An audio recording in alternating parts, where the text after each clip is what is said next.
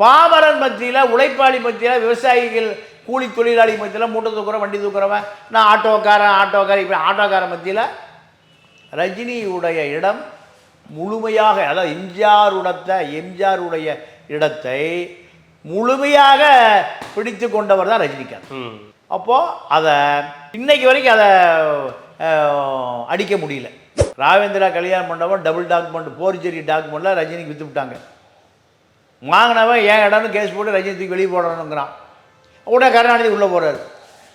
கருணாநிதி உள்ளே போய் நீங்கள் அந்த ஒரிஜினல் உரிமையாளரை ஏதோ அரசை வச்சு மிரட்டியை சரி பண்ணி ரஜினிக்கு ரூட்டை கிளியர் பண்ணி விட்றாங்க.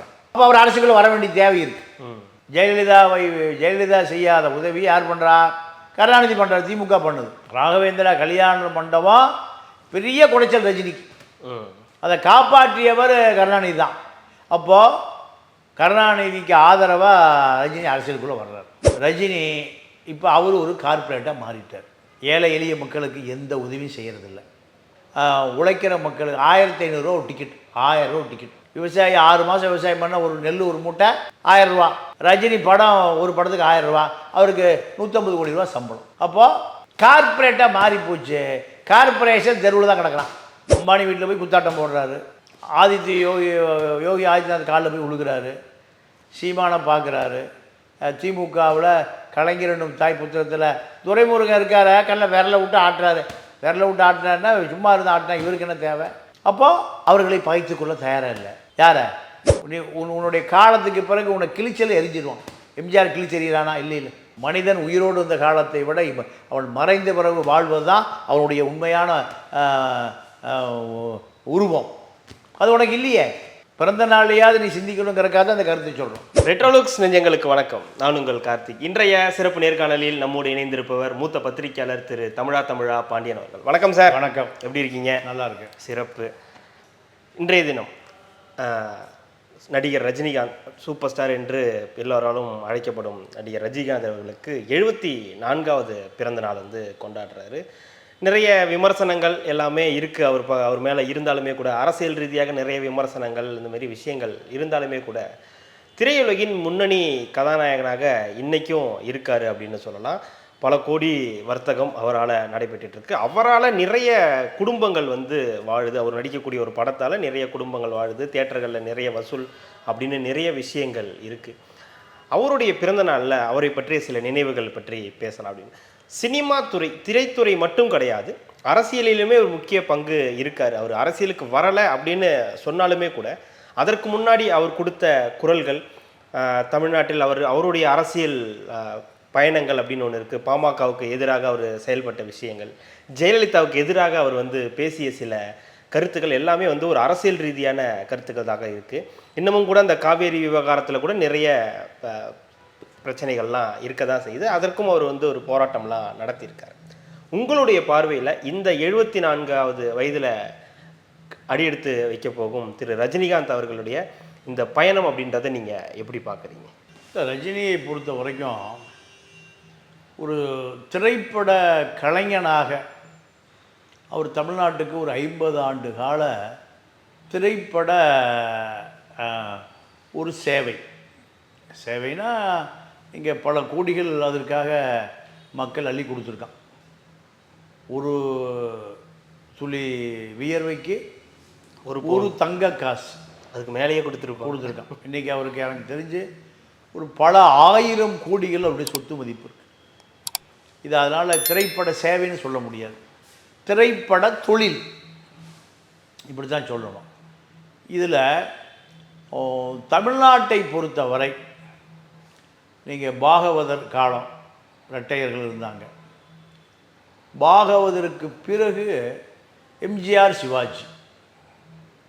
நீங்கள் பொழுதுபோக்குக்காக எம்ஜிஆர், குணச்சித்திர வேடம் சிவாஜி. எம்ஜிஆர் படம் பட்டி தொட்டியெல்லாம் ஓடும்.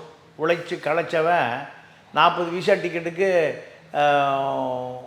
75களில் 80, 90, 2000 ஏறக்குறைய ஒரு 25 ஆண்டு காலம் திரைப்படம் எப்படி இருந்துன்னு கேட்டிங்கன்னா, ஏழை எளியவனுடைய பொழுதுபோக்காக இருந்தது. அப்போது எம்ஜிஆர் சிவாஜிக்கு பிறகு கமல் ரஜினியாக மாறிப்போச்சு. எம்ஜிஆருடைய மறைவு, அரசியல் பிரவேசம் எல்லாமே 77 நடந்தது. அப்போ எம்ஜிஆர் ஓய்வு, சினிமா திரைத்துறைக்கு ஓய்வு. அப்படி ஓய்வு பெறுகிற பொழுது ஒரு ஜனரஞ்சகமான ஒரு நடிகன் வேணும். அதுதான் அந்த இடத்தை நிரப்பியவர் ரஜினிகாந்த். அந்த இடத்தை நிரப்பியவர் ரஜினிகாந்த். எம்ஜிஆருக்கு இணையாக யாரும் இல்லை அந்த காலகட்டத்தில். இப்போ அந்த இடத்தை நிரப்பி எம்ஜிஆரை போல ஆக்ஷன் பட ஹீரோ, எம்ஜிஆரை போல ஒரு பொழுதுபோக்கு ஹீரோ, அதுதான் அவரை சூப்பர் ஸ்டாரை அன்னைக்கே உயர்த்திச்சு. அந்த இடத்துக்கு கமலஹாசனை பொருத்த முடியாது. ஏன் கமலஹாசனை பொருத்த முடியாதுன்னா, கமலஹாசனை பொறுத்த வரைக்கும் ஒரு தத்துவார்த்த நடிகர், வறுமையின் நிறம் சிகப்பு, இப்படி அரசியலும் அதில் கலந்துருக்கும், தத்துவமும் கலந்துருக்கும், கம்யூனிசமும் இருக்கும், காதலும் இருக்கும், ஓவர் காதலும் இருக்கும் அதில். அப்போ கள்ளுக்கடை காசில் தாண்டா, கட்சி கொடி பறக்குது தாண்டான்னு பாடுவார். அப்போ இது நகரமயமாக்கலில் படித்தவர்கள் மத்தியில் கமலஹாசனுக்கு ஒரு பெரிய வரவேற்பு. பாமரன் மத்தியில், உழைப்பாளி மத்தியில், விவசாயிகள், கூலி தொழிலாளி மத்தியில், மூட்டை தூக்குறவன், வண்டி தூக்குறவன், நான் ஆட்டோக்காரன் இப்படி ஆட்டோக்காரன் மத்தியில் ரஜினியுடைய இடம் முழுமையாக, அதாவது எம்ஜிஆருடைய இடத்தை முழுமையாக பிடித்து கொண்டவர் தான் ரஜினிகாந்த். அப்போது அதை இன்னைக்கு வரைக்கும் அதை அடிக்க முடியல. இப்போ ஒரு 10 ஆண்டு காலமாக, 2010க்கு பிறகு இந்த 14 ஆண்டு காலமாக ரஜினி ஸ்லோவாயிட்டார். ரஜினி இடத்தை விஜய் தக்க வைக்கிறார். இப்போ 2010 எம்ஜிஆர் 75 கட்சி ஆரம்பிக்க 75 சினிமா கதை முடிஞ்சது. இவர் சினிமா கதை எம்ஜிஆர் முடிந்த பிறகு தான் ரஜினி வரார். ரஜினி வந்து 2010 விஜய் வருகிற வரை ரஜினியுடைய கொடி தான் பறக்குது. ஏன்னா பட தயாரிப்பாளருக்கு லாபம், சினிமா கம்பெனிக்கு லாபம், பெரிய நட்டம் இல்லை. அப்போ ஒரு படம் எடுத்தவன் அடுத்த படம் தயாராகிடுவோம். இன்றைக்கி அப்படி இல்லை. ஒரு படத்தில் முடிஞ்சு போனான்னா ஃபீல்டை விட்டு ஓடி போயிடலாம். ரஜினிக்கு 5 லட்சம் 10 லட்சம் 20 லட்சம் 50 இப்படி சம்பளமாக இருந்தால் இன்றைக்கி அது 150 கோடியாக மாறிச்சு. ஆனால் சில லட்சங்கள் தான் சம்பளம். எம்ஜிஆருக்கே சில லட்சங்கள் தான் சம்பளம். 5 லட்ச ரூபா தான் பெரிய ஹீரோவாக இருந்த எம்ஜிஆருக்கே. நீங்கள் 72 கட்சி ஆரம்பிக்கிறாரு, 70 5 லட்ச ரூபா தான் சம்பளம். ஆனால் அவர் தானே உச்சபட்ச சம்பளம். அதுதான் சம்பளம்.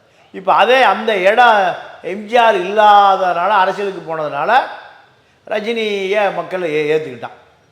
இப்போது இந்த ரஜினியை ஏற்றுக்கொண்ட பிறகு அரசியலில் ரஜினியை தவிர்க்க முடியாமல் இந்த திராவிட இயக்கங்களை தூக்கி நிறுத்தக்கூடிய அரசியலை ரஜினி பண்ண ஆரம்பித்தார். ஏன்னா ரஜினி அரசியலுக்கு வரல, அரசியல் ரஜினிட்டு போகுது. நீங்கள் ராவேந்திரா கல்யாண மண்டபம் டபுள் டாக்குமெண்ட், போர்ஜரி டாக்குமெண்ட்டில் ரஜினிக்கு விற்று விட்டாங்க. வாங்கினவன் ஏன் இடம்னு கேஸ் போட்டு ரஜினி தூக்கி வெளியே போடணுங்கிறான். உடனே கருணாநிதி உள்ளே போகிறார். கருணாநிதி உள்ளே போய் நீங்கள் அந்த ஒரிஜினல் உரிமையாளரை ஏதோ அரசை வச்சு மிரட்டியை சரி பண்ணி ரஜினிக்கு ரூட்டை கிளியர் பண்ணி விட்றாங்க. அப்போ அவர் அரசுக்குள்ளே வர வேண்டிய தேவை இருக்குது. ஜெயலலிதா செய்யாத உதவி யார் பண்ணுறா? கருணாநிதி பண்ணுறாரு, திமுக பண்ணுது. ராகவேந்திரா கல்யாண மண்டபம் பெரிய குடைச்சல் ரஜினிக்கு. அதை காப்பாற்றியவர் கருணாநிதி தான். அப்போது கருணாநிதிக்கு ஆதரவாக ரஜினி அரசியலுக்குள்ளே வர்றார். அதுக்காக தான் வர்றார். அது வேற என்ன அதான் விஷயம். இல்லை, இந்த 95 இந்த இதுக்காக பேசினார் இல்லையா, எதுக்காக? பாஷாவோட வெளியீட்டு விழாவுக்கு அப்புறம் வெற்றி விழாவில் பேசும்போது இந்த மாதிரி கலாச்சாரமாக இருக்குது, வெடிகுண்டு கலாச்சாரமாக இருக்குது, மீண்டும் ஜெயலலிதா வந்தால் தமிழ்நாட்டையே ஆண்டவனால் கூட காப்பாற்ற முடியாதுன்றாரு. அதற்கு ஆரம் வீரப்பன் இது கேட்கலையா? ஆரம் வீரப்பன் அந்த படம் தயாரிப்பாளர் அதெல்லாம் அதை விட நீங்கள் இந்த ராகவேந்திரா அதுதான் மெயின் காரணம். அப்போ ராகவேந்திரா கல்யாண மண்டபத்தை கருணாநிதி என்ன பண்ணுவார்? ஒரு மனிதன் பலவீனமாக இருக்கும்போது மேலும் பலவீனப்படுத்துவார். பலவீனப்படுத்தி தன்னுடைய காலில் வந்து விழ வைப்பார். என்ன அப்படியே அவர் காப்பாற்ற போகிற மாதிரி சொல்லிட்டு அப்புறம் பலவீனப்படுத்துவார். அதுதான் கருணாநிதி ஸ்டைலு. அதுதான் கருணாநிதியுடைய ஸ்டைலை. அரசியலில் என்ன பண்ணுவாருன்னு கேட்டிங்கன்னா பலவீனமாக இருக்கிறவங்கள மேலும் பலவீனப்படுத்துவார். உதவி பண்ண மாட்டார். தன்னுடைய காலடியில் வந்த பிறகு தன்னுடைய கட்டுப்பாட்டில் வச்சுக்குவார். பல கட்சிகளை உடைச்சதே கருணாநிதி தான். பல கட்சிகளை நீங்கள் உதாரணத்துக்கு பேராசிரியர் தீரன் ஒருத்தர் ராமதாஸ் இருந்தார். அவர் தான் அந்த கட்சியினுடைய பொதுச் செயலாளர். இப்போ ஜி.கே. மணி இருக்கார்ல, அந்த பதவியில் இருந்தார். ராமதாஸ் கருணாநிதி கூட்டணிக்கு வராமல் ஜெயலலிதா கூட்டணிக்கு போயிட்டார். போன பிறகு நீங்கள் தீரனை என்ன பண்ணார் கேட்டிங்கன்னா, தீரன் இப்போ எம்எல்ஏவாக இருக்கார். எம்எல்ஏவாக இருக்கிற காலத்தில் அவருக்கு குவாரிலாம் கொடுத்து திமுகலேருந்து உடைச்சி எடுத்துட்டார். யாரை? தீரனை. ராமதாஸ் ஆடி போயிட்டார். இப்படி தான் பண்ணுவார் கருணாநிதி பொறுத்த வரைக்கும். இப்போ இதே நிலைமை தான் ரஜினிக்கு. நீங்கள் ஒரு பெரிய இன்றைக்கி இருக்கக்கூடிய ஒரு திமுகவுக்கு ஆதரவான ஒரு சித்தாந்த ஒரு கட்சி நடத்திட்டு இருக்கார் ஒருத்தர். புலிகள் டிவி நடத்துறதுக்கு கோடி ரூபா கொடுக்குறான் அந்த காலத்தில். எப்போ? 96-2001 திமுக காலத்தில். அப்போ இவர் டிவி ஆரம்பிக்கிறதுக்காக அந்த ப்ராசஸ் ஆரம்பிச்சிட்ருக்காரு. அவர் சுற்றி இருக்கிறவங்க பார்க்குறாங்க, இவர் சாதாரண ஒரு பேராசிரியர், இவருக்கு இப்படி பல கோடி பணம் வந்தது டிவி ஆரம்பிக்கிறதுக்குன்னு தகவல் போகுது. உளவுத்துறை வீட்டில் போய் பார்க்குறது, வீட்டில் பல கோடி பணம் இருக்குது. பல கோடி பணம் இருக்குது. உடனே பல கோடி பணம் இருந்தோடனே அந்த பேராசிரியருடைய அண்ணன் ஒரு பெரிய சினிமா இயக்குனர், ஒரு புகழ்பெற்ற நிறுவனம், 2 பேர் சேர்ந்த நேரம் ரஜினி வீட்டுக்கு போகிறாங்க. என்னென்னு பதறார் ரஜினி. இந்த மாதிரி சமாச்சாரம், தம்பி வீட்டில் இவ்வளோ பணம் இருக்குது, கோடிகள். உடனே ரஜினி போன புண்ணா நான் வரேங்கிறார். எங்கே? கருணாநிதி வீட்டுக்கு. இல்லை வர வேண்டாம், விஷயத்தை சொல்லுங்கன்னு கேட்குறாரு பிஏ. இது மாதிரி விஷயம் நான் பார்த்துக்கிறேன். போய் போலீஸை கூப்பிட்டு பணத்தை கொடுத்துட்டு பிரச்சனை முடிச்சுக்கிறது. அந்த பேராசிரியர் அன்றைக்கி போய் கருணாநிதி சரண்டரானவர் தான். இன்றைக்கு வரைக்கும் வெளியே வர முடியல. இன்றைக்கு வரைக்கும் வெளியே வர முடியல. அந்த பேராசிரியர் இன்றைக்கி வரைக்கும் திமுக சொம்பாவே மாறிட்டார். இப்படித்தான். அப்போது ரஜினி திமுக கருணாநிதியிலேருந்து இன்றைக்கு வரைக்கும் வெளியே வர முடியாமல் இருப்பதற்கு காரணம் ராகவேந்திர கல்யாண மண்டபம் தான். பல கோடி ரூபாய் வருமானம் கல்யாண மண்டபம் ஒருத்தர் ஏமாற்றி விற்றுட்டான். ஒரிஜினல் ஆள் ஏன் சொல்லி எனக்கு கொண்டு கோர்ட்டில் கூட அவனுக்கு ஜட்ஜ்மெண்ட் ஆக போகுது. அதை பேசி காம்ப்ரமைஸ் பண்ணி திருப்பி ரஜினியை வாங்கி கொடுத்தது கருணாநிதி தான். அப்போது பலவீனப்படுத்தி. அப்போ இதுதான். அப்போ ரஜினி வந்து அரசியலுக்கு போக வேண்டிய தேவை வந்தது. ரஜினியை பொறுத்த வரைக்கும் ரஜினி அரசியல் விபத்தில் தான் திமுகவில் சரண்டர் ஆனது. இன்னைக்கு வரைக்கும் அதை மீட்டெடுக்கவே முடியல அவரை. ஆனால் நீங்கள் திரைப்படத்தை பொறுத்த வரைக்கும் கமல் ரஜினி 2 பேருக்குமே ஆள்கிட்ட இன்னைக்கு வரைக்கும் ஆள் இல்லை.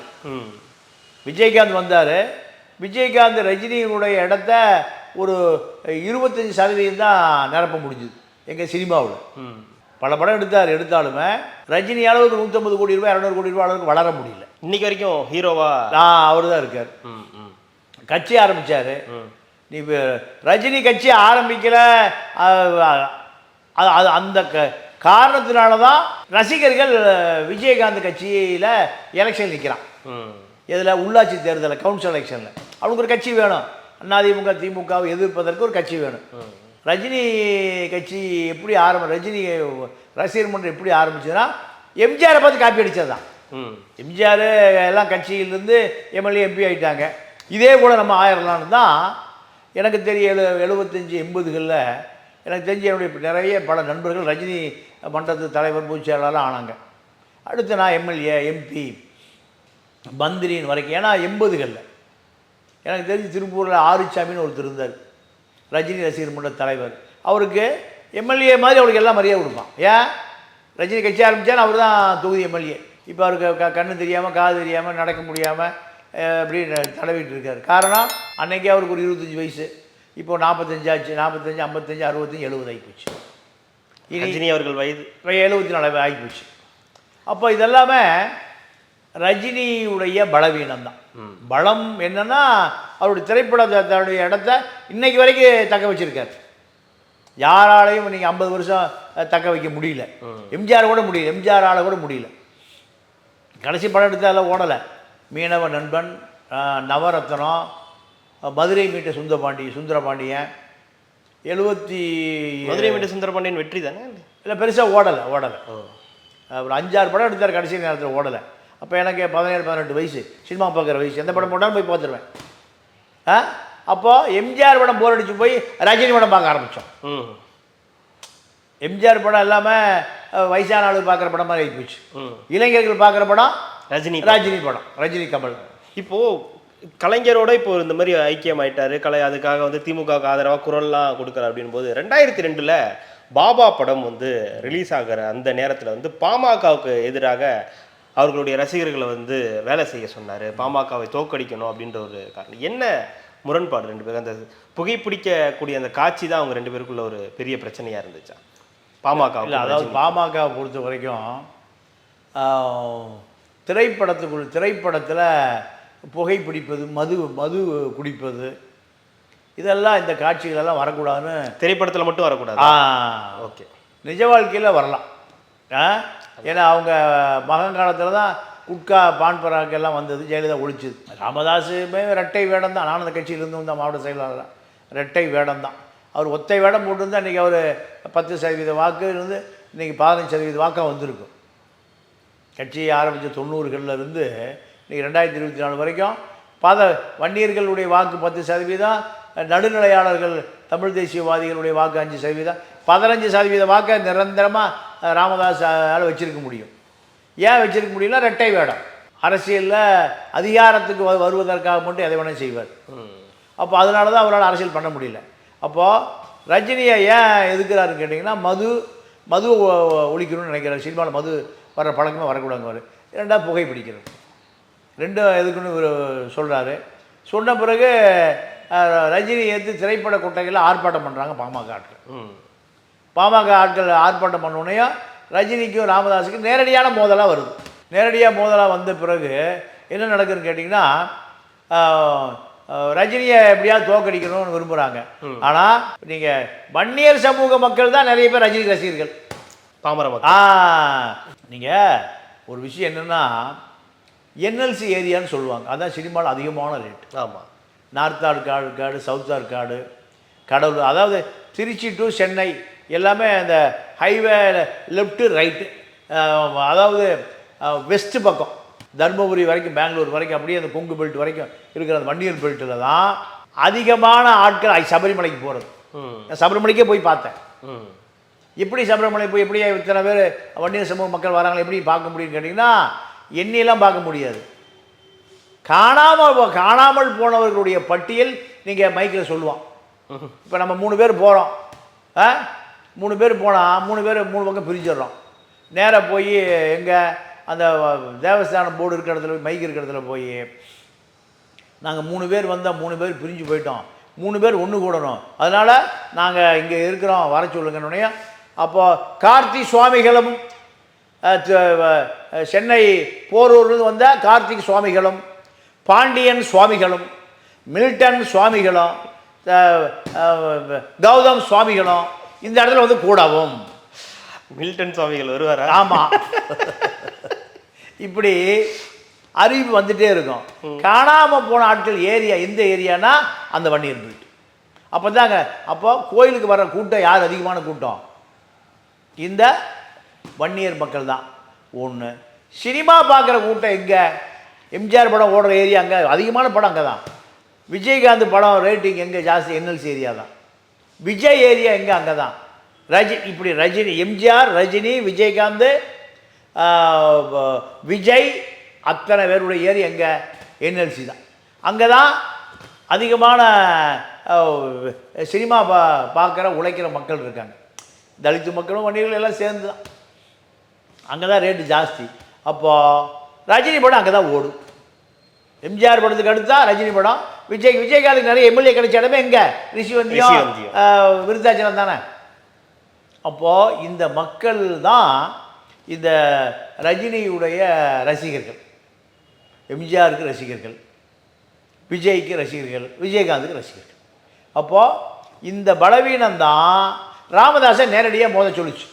மோத சொன்னாலும் ராமதாஸை எவனும் நம்பலை. ஏன்? எல்லாம் ரஜினி ரசிகர்கள் பூரா ரஜினி அவன் சினிமா பார்த்தே ஆகணும் ரஜினியை. ராமதாஸ் சினிமா பார்க்காதுன்னு சொன்னால் ராமதாஸ் சொல்லுகிறதை கேட்குற அளவுக்கு ரசிகர்களை கட்டுப்படுத்த முடியல. பாமக செல்வாக்கு இழந்து போச்சு. அப்போ பாமக நல்ல ஒரு செல்வாக்கில் தானே இருந்தாங்க. இப்போ செல்வாக்கெல்லாங்க 90 to 2000 முடிஞ்சு போச்சு. என்னைக்கு பாஜகவில் கூட்டணி பாஜக எதிர்ப்பு முகம்தான் ராமதாஸ். நான் அதில் இருந்த கும்பல் தானே. திராவிடர்களும் இருப்பான், முஸ்லீமுக்கு இருப்பான், எஸ்சி பிசி மைனாரிட்டி. எஸ்சினா தாழ்த்தப்பட்ட மக்கள், பிசினா பிற்படுத்தப்பட்ட மக்கள், மைனாரிட்டினா கிறிஸ்துவ முஸ்லீம் தலித்து மக்கள் எல்லாம் இருந்த இடம் இது ராமதாஸ். இவர் எப்போ பிஜேபியோட போய் சேர்றாரோ அன்னையோட எல்லா பேரும் கிளம்பி போயிட்டாங்க. முஸ்லீம் கிளம்பி போயிட்டாங்க, தலித் மக்கள் கிளம்பி போயிட்டாங்க, வன்னியரும் கிளம்பி போயிட்டாங்க. அப்போ அவர் இப்போ அமைச்சராகிறாங்க. இதில் வாஜ்பாய் கவர்மெண்ட்டில் ஃபஸ்ட்டு கவர்மெண்ட் 1 வருஷம் ஜெயலலிதா கூட்டணி அதுலேயும் இருக்கார். ஜெயலலிதா கவுன்சில் வெளியே வந்தோடனே கருணாநிதி போகிறாரு, அப்போ போய் சேர்ந்துக்கிறார். அப்போது ரஜினி படத்தை ஓட விடாமல் பண்ணுங்கடான்னா ஆள் இல்லை. அதாவது அதிகாரம் இருக்கிறவன் மேலே போயிட்டான், அதிகாரம் இல்லாதவன் கீழே போய் வெளியே போயிட்டான். சரியா? அப்போது பழைய ராமதாஸாக இருந்தால் ரஜினி படம் ஒரு படம் ஓடாதாங்க. தியேட்டரில் புட்டிய கடை எடுத்துகிட்டு போயிருப்பான். இப்போ அவங்க பேத்தி ஒரு படம் தயாரிச்சிருக்காங்க, அலங்குன்னு சொல்லி. அலங்கு அந்த படத்தோட ட்ரெய்லரே ரஜினிகாந்த் அவர்கள் தான் பார்த்துட்டு வாழ்த்தி ரிலீஸ் பண்ணி.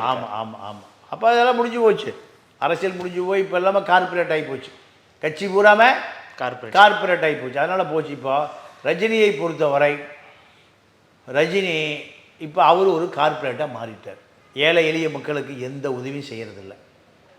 உழைக்கிற மக்களுக்கு 1500 ரூபா ஒரு டிக்கெட், 1000 ரூபா டிக்கெட். விவசாயி 6 மாதம் விவசாயம் பண்ணால் ஒரு நெல் ஒரு மூட்டை 1000 ரூபா. ரஜினி படம் ஒரு படத்துக்கு 1000 ரூபா, அவருக்கு 150 கோடி ரூபா சம்பளம். அப்போது கார்பரேட்டாக மாறி போச்சு. கார்பரேஷன் தெருவில் தான் கிடக்கிறான். ரஜினியை பொறுத்த வரைக்கும் அப்படி தான், விஜயை பொறுத்த வரைக்கும் அப்படி தான், விஜயகாந்த் அப்படி தான், ராமதாஸ் அப்படி தான், அதிமுக எம்ஜிஆரால் உருவாக்கப்பட்ட அதிமுக அப்படி தான். அப்போது கார்பரேட்டுகள் ஆன பிறகு கோடிகள் தான் அங்கே பேசுதே தவிர சாதாரண தெருக்கோடியில் இருக்கிற மக்களுக்கு எந்த விதமான அரசியலும் இல்லை, திரைப்படமும் இல்லை, அவர்களுக்கான ஆதரவு குரலும் இல்லை, அவர்களுக்கான அந்திம கால எந்த பாதுகாப்பும் இல்லை. இப்போ சமீப நாட்களில் இப்போ 2021 அவர் அறிவிச்சிட்டார், கொரோனாவாக இருக்குது, என்னால் என்னுடைய உடல்நிலை ஒத்துழைக்காது அப்படின்னு பல விஷயங்கள் அவர் வந்து சொல்லிட்டார், கட்சி ஆரம்பிக்க முடியாது. இப்போ சமீப காலமாக வந்து பார்த்தீங்கன்னா திமுகவோட ஒரு புத்தக வீட்டிலாவை கலந்துக்கிறாரு. அதுக்கப்புறம் பாஜகவோட நாங்கள் போய் எங்கேயாவது போனார்னா யோகி ஆதித்யநாத் காலில் விழுந்து வணங்குறாரு. இப்போ சீமானுடைய சந்திப்பு, ஒரு பேட்டியில் விஜய் அவர்களுடைய மாநாடு வெற்றி அப்படின்றாரு. அதிமுகவோட ஜானகி அம்மையாரோட 100வது நாள் நினைவு நாளில் வந்து பேசுகிறாரு அப்படின்னு. இப்போ பொதுவான ஒரு மனிதராக மாறிட்டாரா? யாருக்கும் ஒரு இது இல்லாத பொதுவான ஒரு மனிதராக மாறிட்டாரா? இல்லை, அவரை பொறுத்த வரைக்கும் பணம் புகழ் எல்லாம் வந்து சேர்ந்துருச்சு. யாருக்கும் நேரடியாக எதிர்த்து கருத்து சொல்லக்கூடிய தகுதி இழந்துட்டார். அப்படி வச்சுக்கலாமா? இல்லை ஓகே எல்லாரும் இதுக்கப்புறம் எதுவும் இல்லை, நம்ம இதுவாக இருந்துடும் பொதுவான ஒரு. இல்லை, நீங்கள் ஆமாம், பொதுவாக எப்படி இருக்க முடியும்? நீங்கள் நல்லது நடக்குது, கெட்டது நடக்குது, எல்லாத்தையுமே நீங்கள் கலந்துக்கிட்டீங்கன்னா அப்போ உங்களுக்கு என்ன பாலிசி இருக்குது? அம்பானி வீட்டில் போய் குத்தாட்டம் போடுறாரு, யோகி ஆதித்யநாத் காலில் போய் விழுகிறாரு, சீமானை பார்க்குறாரு, திமுகவில் கலைஞர் என்னும் தாய் புத்திரத்தில் துரைமுருகன் இருக்கார கல்ல விரலை விட்டு ஆட்டுறாருன்னா சும்மா இருந்து ஆட்டினா இவருக்கு என்ன தேவை? அப்போது அவர்களை பகைத்துக்கொள்ள தயாராக இல்லை. யாரை? திமுகவை. பிஜேபி பகைத்துக்கொள்ள தயாராக இல்லை, அம்பானியை பகைத்துக்கொள்ள தயாராக இல்லை. எல்லாரையும் பகைச்சிக்கிட்டு அவர் என்ன சார் பண்ண போறாரு? அவர் ஒரு நடிகர், நடிச்சாரு. சரிங்க, நடிகர் தான். நீ அரசியலுக்கு உனக்கு சம்மந்தமே இல்லை, நீ அரசியல் கருத்து சொல்ல வேண்டிய அவசியம் இல்லை. அரசியல் மேடை உனக்கு. நீ சீமானை பார்த்து என்ன ஆலோசனை சொல்ல போறீங்க? அவரா பார்க்குறேன்னாரு. இல்லைங்க, அப்போ இல்லைங்க, நான் பார்க்குறேன், அரசியல் சொல்ல முடியலையே உன்னால. சார் அவர் வேட்டையின் படத்தை பாராட்டியிருக்காரு சார், அதனால போய் பார்த்தேன். அப்போ வேற வேட்டையின் அப்போ என்னன்னு கேட்டிங்கன்னா ஆர்எஸ்எஸும் அவரை பாராட்டுறாங்க, ஆர்எஸ்எஸ்லையும் சேர்ந்துக்க சொல்லுங்கள். பிஜேபிக்கு மாநாட்டுக்கும் போக சொல்லுங்கள். ஒரு கொள்கை வேணுமா இல்லையா? கொள்கை இல்லாத மனிதன் குப்பை கூடைக்கு தான் போவான். நீங்கள் உங்களுக்கு ஒரு அரசியல் வேணும், ஒரு கொள்கை வேணும். திரைப்படம் எனக்கு அரசியலை வேண்டாங்க, திரைப்படம் மட்டும் போதும்னு சொல்லணும். எல்லாமே நீங்கள் எடுத்துட்டிங்கன்னா, நீங்கள் இப்போது கள்ளச்சாராய சாவில் செத்து போயிட்டான், அங்கே போகலை. கொரோனா வரும்போது ஒரு பைசா அவனுக்கு உதவி செய்யலை. வெள்ளம் வந்து உதவி செய்யலை. ஆனால் உங்கள் படத்தை 1150 கோடி ரூபா சம்பளம் எடுத்துக்கிறீங்க. அப்போ இதெல்லாம் பொதுவாக இருக்கக்கூடிய மக்கள் கேட்கத்தானே செய்வோம். எம்ஜிஆர் அப்படியே இருந்தார், அதை தாண்டி யாரையும் பேச முடியாது. எம்ஜிஆர் அப்படியே அங்கே இருந்தார். எம்ஜிஆருடைய இடத்தை இன்னைக்கு தக்க வச்சிருக்கிறது அரசியலில் ரஜினி தான். ஆனால் எம்ஜிஆராக ரஜினியுடைய பரம்பரையே வர முடியாது, வேறு விஷயம். ஆனால் அந்த எதிர்பார்ப்பு ரஜினிகிட்ட இருக்குது, மக்கள் எதிர்பார்க்குறான். ஆனால் வெளியிலே வர்றதில்லை. விஜய் இப்போ வெள்ளம் வந்தப்போ 5 கிலோ அரிசியை பனையில் வந்து வாங்கிக்கிறார். திருவண்ணாமலையிலேருந்து பஸ்ஸு பிடிச்சி இங்கே வந்து ஆட்டோ பிடிச்சி வந்து மொத்தம் 50 கிலோ அரிசிக்கு செலவாகும், 5 கிலோ அரிசி வாங்குறக்கா. அப்போ இதுதான் திரைப்பட நடிகரை பொறுத்த வரைக்கும் அவர்களுடைய அளவீடு இதுதான். இந்த அளவீடைத்தான் நம்ம குறை சொல்கிறோம். ரஜினி ஒரு படத்துக்கு 150 கோடி ரூபா வாங்குறாருன்னா ஒரு பெரிய வள்ளலாக இருக்கணும். எம்ஜிஆர் இல்லை முடியும், எம்ஜிஆர் பாதியாக இருக்கணுமா இல்லையா? இப்போ திருவண்ணாமலையில் வெள்ளம் வந்து மக்கள்லாம் நீந்திட்டு போகிறான். நீங்களே அவர் எம்ஜிஆர்னு சொன்னால் அவரா சொன்னார் எம்ஜிஆர். எம்ஜிஆர் சொல்லுங்க, எம்ஜிஆர் திரைப்பட இடத்த மக்கள் அவர் கொடுத்துருக்கான்னு சொல்கிறேன். அவரு கேட்கல, நம்ம தானே கொடுத்தோம். இல்லை கொடுத்தோமோ அவர் எடுத்தாரோ. இப்போ அவரே சொல்கிறாரா இல்லையா, ஒரு சொட்டு வியர்வைக்கு தங்க காசு கொடுத்த என் மக்கள், அந்த மக்கள் ஏதாவது செய்யணுமா இல்லையா? எதுவுமே செய்யலைன்னா அப்புறம் நீ உன்னை எவன் பாராட்டுவான்? நீ உன்னுடைய காலத்துக்கு பிறகு உன்னை கிழிச்சல் எரிஞ்சிடுவான். எம்ஜிஆர் கிழிச்செறிகிறானா? இல்லை.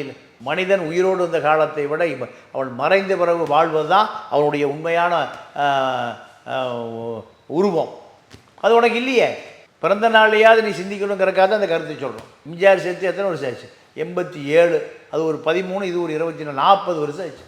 40 வருஷமாக சேரியில் சூடஞ்சாம்பாண்டி ஊதுபத்தி படம் வச்சு பாட்டு போட்டு எம்ஜிஆர் படத்துக்கு பூமாலை போட்டு கும்பிட்றானே. என்ன எம்ஜிஆர் மேலே மணியாடு அனுப்பிச்சார் அவனுக்கு? இல்லையே. அப்போ அதை உனக்கு எவ்வளோ பெரிய வாய்ப்பை கொடுத்துருக்காங்க. எம்ஜிஆர் கண்டியில் பிறந்து கேரளா பூர்வீகம் வந்து மலையாளின்னு அடையாளத்தோட மக்கள் அவரை தத்தெடுத்துக்கிட்டான். நீ சொல்கிற சிவாஜிராவ் கெய்க்வாட் மராட்டி போனால் தமிழங்கிறான், தமிழ்நாட்டுக்கு வந்தால் கன்னடத்துக்காரன் தமிழங்கிறான். நான் எங்கே தான் போகிறது ஒரு நாள் கேட்குறாரு. ஆனால் உன்னை தமிழர்கள் தத்தெடுத்து கொண்டதுக்கு பிறகு தமிழனை தத்தெடுத்துக்கலையே, திரைப்படத்தை தாண்டி உனக்கு ஒரு மிகப்பெரிய ஒரு அரசியல் மரியாதையை இந்த தமிழை ஏற்படுத்தி கொடுக்குறான். ஆனால் அதை இந்த மக்களுக்கு எந்த பிரதிபலனும் இல்லை. இதுதான் வேதனையான ஒரு விஷயம். மகிழ்ச்சி சார், இவ்வளோ நேரம் உங்களுடைய நேரத்தை ஒதுக்கி எங்களுக்காக பல்வேறு தகவல்களை பகிர்ந்தமைக்கு ரெட்டர் லுக்கிங் சார்பாக மிக்க நன்றி. வணக்கம்.